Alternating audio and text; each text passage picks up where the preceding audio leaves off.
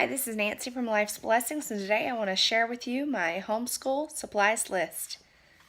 So one thing that we always need every year is pencil sharpeners, clear tape, construction paper, Crayola crayons. I tend to buy the Crayola crayons, not the cheap kind, because if you're going to buy the cheap kinds, then you're going to have to buy several packs throughout the year. And with the Crayola crayons, I can buy just a couple of boxes of 16 because I have 2 children. So if I buy a couple of boxes of 16 crayons, then they last pretty well the whole school year.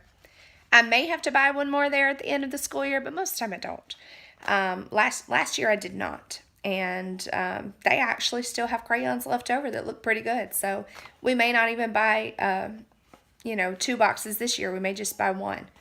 So I always go with Crayola. I'm not a picky person on most brands. I usually try to be very frugal, but with my crayons, I buy the best.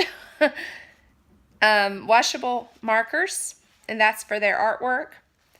Colored pencils, again for their artwork, and some of their worksheets at this age require them to use colors or colored pencils, and sometimes they like to use the colored pencils just to make their work neater. So number 2 pencils, of course, chalk or dry erase markers, whatever you have in your home, and we have both. My children actually have a chalkboard with a dry erase board on the other side, so they use it more than I do, honestly. I'm not the type of mom that stands over the chalkboard and teaches lessons that way. It's more one-on-one and sitting down at the table and doing things. So, and in our everyday conversation, of course, we're relaxed homeschool. So, coloring books and word searches. At my children's age, I have a daughter that's 4 and I have a son that's 5. So at their age, a lot of their learning is through coloring, and that helps with paper and hand coordination, and the word searches gives their mind work. It works their brain, works their critical thinking skills. So, and yes, at 4 and 5 years old, they are doing word searches. Yes. You heard that right. Pens. A pack of pens, mostly for me, but we buy that for the school year. 2-inch binder for each child. That way you can keep their work, and something that goes hand in hand with that is the clear protective sheets. You want to put those in your binder so the work doesn't get damaged. You don't have to punch holes in the work. You just slip it in one of those covers.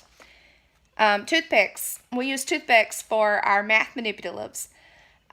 We don't buy the fancy manipulatives. We buy toothpicks because they're like 50 cents or $1 a pack for about 250 to 500. So we count toothpicks for math, and of course we always leave them on our dining table too. So erasers, those packets of the large pink erasers or green erasers, whatever color you want, but the block erasers, those are the ones that we normally buy.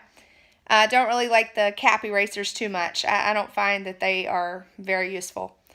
But we do enjoy the block erasers. Blank index cards, those are good for writing sight words or spelling words. Also for teaching phonics, for teaching the alphabet if you need to do that this year. Numbers and whatnot. So we use a lot of blank index cards, and also the kids can draw on them too. So if you have some left over at the end of school year and you run out of construction paper, then let them do something creative on their index cards. Paint and paint brushes. Once again, that goes with eye and hand and paper coordination. So that's not just busy work. Play-Doh and shapes, to make different shapes with the Play-Doh. So you can even use cookie cutters. If you have cookie cutters that are not being used for food, you can actually use cookie cutters. If you don't want to go out and buy shapes, but the Play-Doh shapes are fairly cheap. So, 2 glue sticks. Talk about the Elmer's glue, the sticky sticks that you use for crafts.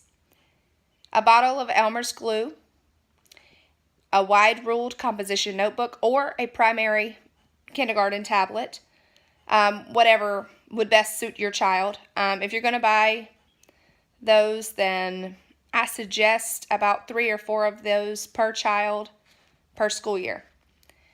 My son just completed kindergarten, and my daughter just completed her 3-year-old preschool, and she's still using a primary kindergarten tablet, but my son has moved on to a wide-ruled composition notebook. About mid-year of his kindergarten year, we went ahead and transitioned him to a wide-ruled notebook. Every kid might not be ready at that time, but he was.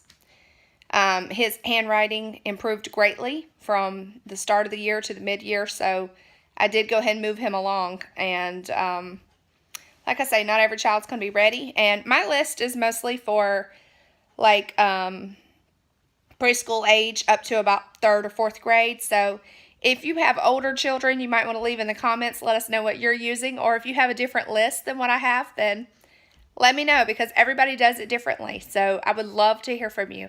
Let me know in the comments, and go check out our blog at www.lifesblessings101.wordpress.com.